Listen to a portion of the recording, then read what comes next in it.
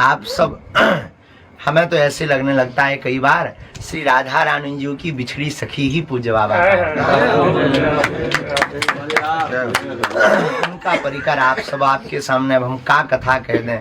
हमारे जैसो निकृष्ट अधम जीव महापापी अब बोलवे लायक भी नहीं है, नालायक है, अनपढ़ गवार है, फिर भी अब आज्ञा लगी है तो बाबा की दम के पूज्य बड़े भैया की दम पे ही बोले। बाबा महाराज को देखकर हमें ऐसे ही लगे इनका नाम है बरसाने बारी, और सच में ये बरसाने ही बारी है, क्योंकि हमारे जैसे अधमन पे जब बाबा कृपा बरसा रहे इसलिए आपकी आराध्या का नाम बरसाने बारी। और बाबा को देखकर हमने एक बात और मानी, भगवान खोजने से नहीं मिलते, ठकुरानी खोजने से नहीं मिलती, उनमें खो जाने से। खोजने वाले तो पता ही पूछते रहते हैं और खो जाने वाले का पता वह पूछते हैं। रामचरितमानस का एक प्रसंग है, बड़ा अद्भुत है, जो श्री प्रियाजू से बाद में अगर जोड़ा जाए तो अतिशयोक्ति नहीं। रावण ने जटायु जी के पंखों को काट दिया और जटायु जी जमीन पर गिर गए। तो कान भरने वाले लोग भी बड़े विचित्र होते हैं।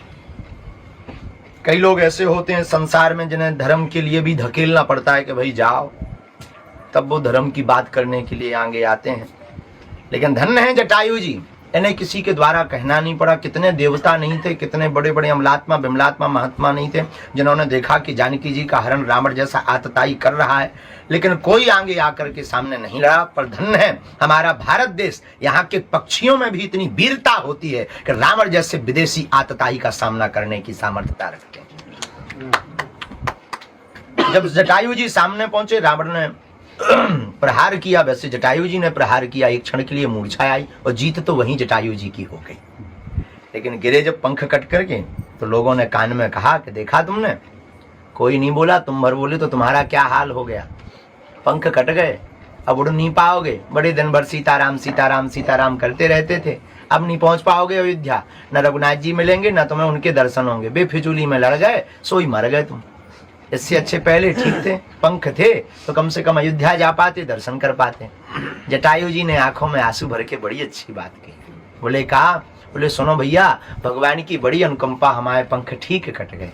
किसी ने पूछा क्यों, बोले पंख होते तो हमें उड़कर रघुनाथ जी के दर्शन करने जाना पड़ता, लेकिन अब पंख नहीं है तो रघुनाथ जी को हमारे पास आना पड़ता।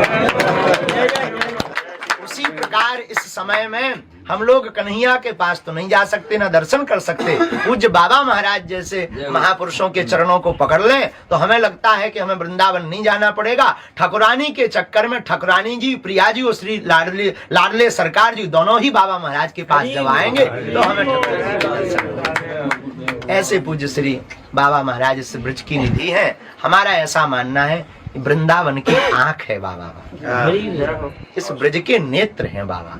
ब्रज का जो रस लेना है, दर्शन करके वो आह्लादता, वो भाव, वो सहजता, वो दिव्यता, इतनी उच्च कोटि पर पहुंचने के बाद भी इतना भजन। और नहीं तो हमारे जैसी नम्मा नालायक मान बढ़ाई, जब से आई लगन राम से छूटी, स्वामी स्वामी स्नन लागे सो किस्मत हमारी फूटी। ये हाल हो गया। पर धन्य है बाबा महाराज और आपकी करुणा धन्य है। अब हम अपनी टूटी फूटी वाणी से यही कहेंगे कि लातन की लतरौंदा बनाए रही हो। बुंदेलखंडी में महाराज एक लातन को लतरौंदा कहो जा, लातन को लतरौंदा अगर आपकी भाषा में कहें तो चरणन को चाकर, बुंदेली भाषा में उसे लातों का लतरौंदा कहते हैं। और आप आपके कहें कि चरणों का चाकर बनाए रही हो।